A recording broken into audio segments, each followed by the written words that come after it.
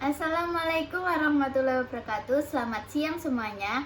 Hari ini kita akan belajar mengenai pelajaran Bahasa Indonesia kelas 7 semester genap.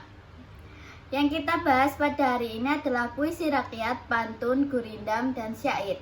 Sebelum kita mulai pelajaran pada pagi hari ini, mari kita berdoa menurut kepercayaan masing-masing. Berdoa mulai. Selesai. Langsung saja kita mulai pelajaran pada pagi hari ini, yaitu puisi rakyat.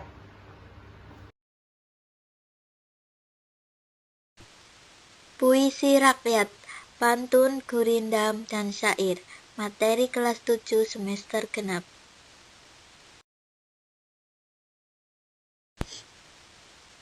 Pengertian puisi rakyat.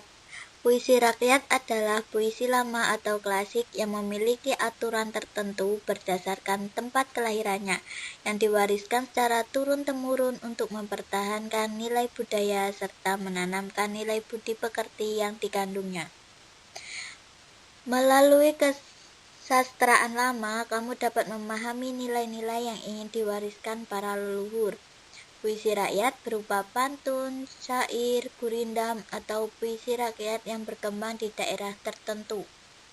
Dalam dunia kesastraan, kita memiliki warisan turun-temurun berupa cerita rakyat atau puisi rakyat yang tidak diketahui siapa pengarangnya.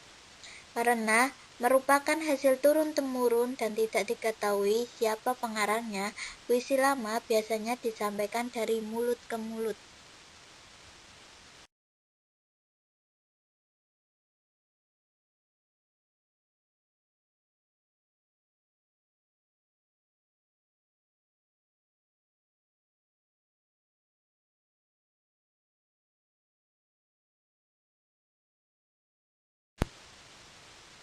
Jenis puisi rakyat: yang pertama pantun, kedua syair, ketiga gurindam, 4 seloka, 5 talibun, 6 karmina, dan 7 mantra. Dan pada materi kelas 7 semester genap ini kita akan belajar mengenai pantun, syair, dan gurindam.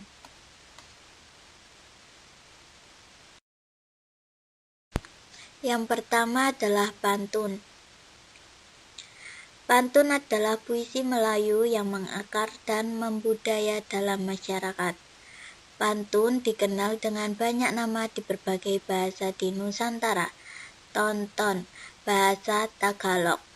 Tuntun, bahasa Jawa. Pantun, bahasa Toba yang memiliki arti kurang lebih sama, yaitu sesuai ucapan yang teratur, arahan yang mendidik, bentuk kesatuan. Pantun tersebar hampir di seluruh Indonesia. Fungsi pantun di semua daerah sama, yaitu untuk mendidik sambil menghibur. Melalui pantun kita menghibur orang dengan permainan bunyi bahasa, menyindir secara tidak langsung, atau memberi nasihat. Ini bukan berarti orang tua kita tidak tegas kalau hendak mengatakan sesuatu, tetapi dapat dikatakan bahwa kita memiliki gaya tersendiri dalam mengungkapkan sesuatu.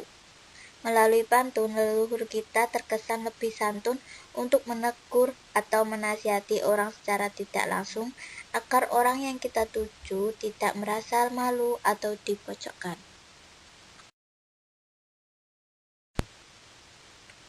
Ciri-ciri dalam pantun. Yang pertama, tiap bait terdiri atas 4 baris atau larik.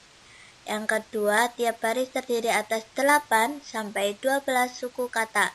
Yang ketiga, rima akhir setiap baris adalah AB, AB. Nah, rima sendiri adalah pengulangan bunyi yang berselang, baik di dalam larik sajak maupun pada akhir larik sajak yang berdekatan. Yang keempat, dalam ciri pantun adalah baris pertama dan kedua merupakan sampiran, dan yang terakhir, baris ketiga dan keempat merupakan isi.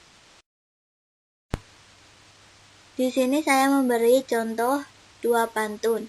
Yang pertama, jalan-jalan ke Bekasi, beli odeng 5 ribuan. Jangan lupa makan makanan bergizi untuk menjaga kesehatan. Pantun yang kedua. Di sekolah ada pemuda tampan, berangkat pagi jadi tergesa-gesa. Jika menunda-nunda pekerjaan, hanya kata terlambat yang akan tersisa.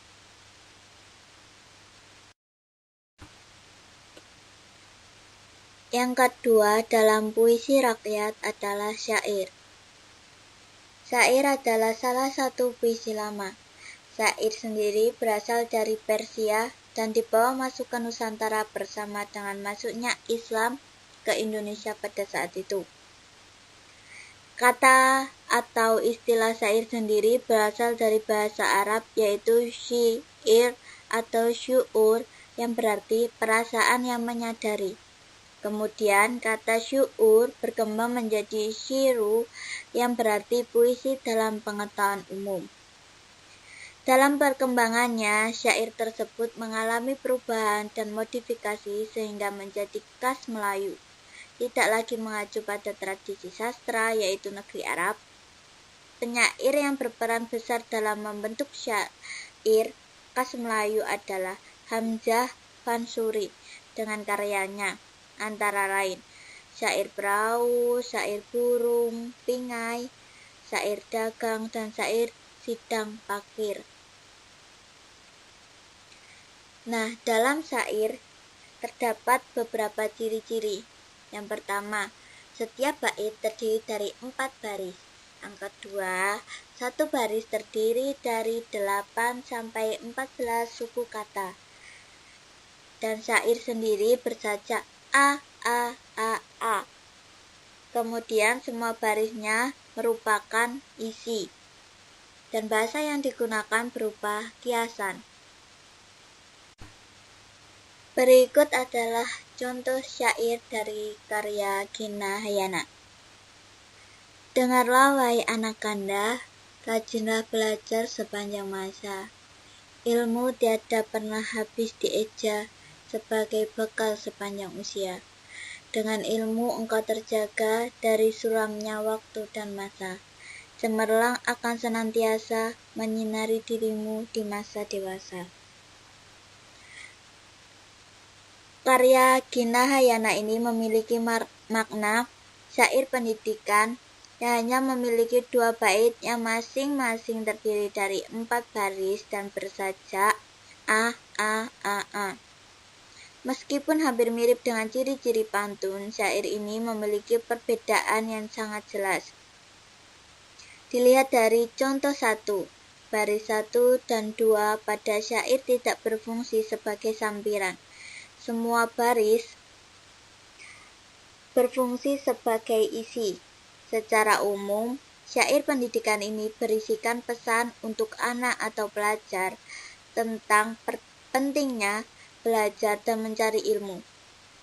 Nah, pada bait 1, pengarang memberikan nasihat agar tidak pernah berhenti belajar dan mencari ilmu. Nah, selanjutnya pada bait kedua dijelaskan bagaimana manfaat ilmu untuk kehidupan dan masa depan anak tersebut. Selanjutnya yang ketiga dalam puisi rakyat adalah gurindam. Gurindam sendiri adalah puisi lama yang berasal dari negara India. Istilah gurindam berasal dari bahasa India, yaitu kirindam, berarti mula-mula atau perumpamaan. Nah, gurindam sendiri ini syarat nilai agama dan moral. Tak dipungkiri bahwa gurindam bagi orang dulu sangat penting dan dijadikan norma dalam kehidupan. Seperti apakah gurindam sebenarnya? Gurindam adalah puisi lama Melayu yang sangat penting sebagai warisan budaya. Kalimat dengan rima yang sama yang merupakan satu kesatuan yang utuh. Gurindam sendiri memiliki beberapa ciri-ciri. Di antaranya, yang pertama, terdiri atas 2 baris dalam sebait. Kedua, tiap baris memiliki 10 sampai 12 suku kata. Yang ketiga, memiliki rima AA, BB, CC, dan seterusnya. Nah, yang keempat ini merupakan satu kesatuan utuh. Dan gurindam sendiri, baris satunya merupakan soal, masalah, atau perjanjian. Baris 2 berisi jawaban akibat dari masalah atau perjanjian baris 1. Isi gurindam berupa nasihat atau filosofi hidup atau kata mutiara. Nah, ini adalah contoh-contoh gurindam. Di sini saya memberikan 3 contoh. Yang pertama, belajar itu tidak kenal usia, teruslah belajar sampai tua. Gurindam yang kedua, apabila kelakuan baik berbudi, hidup menjadi indah tak akan merugi.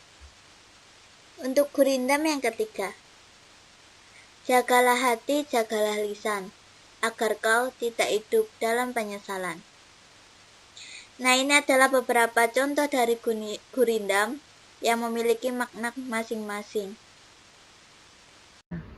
Nah, itu tadi yang saya jelaskan mengenai puisi rakyat, pantun, gurindam, dan juga syair. Nah, untuk tugas dan evaluasi, silakan kalian kerjakan tugas kalian untuk membuat antaranya pantun, gurindam maupun syair. Silakan dipilih sendiri, nanti dikumpulkan dalam tugas minggu depan. Sekian yang saya sampaikan. Selamat ketemu minggu depan dan jangan lupa dikerjakan tugasnya. Wassalamualaikum warahmatullahi wabarakatuh.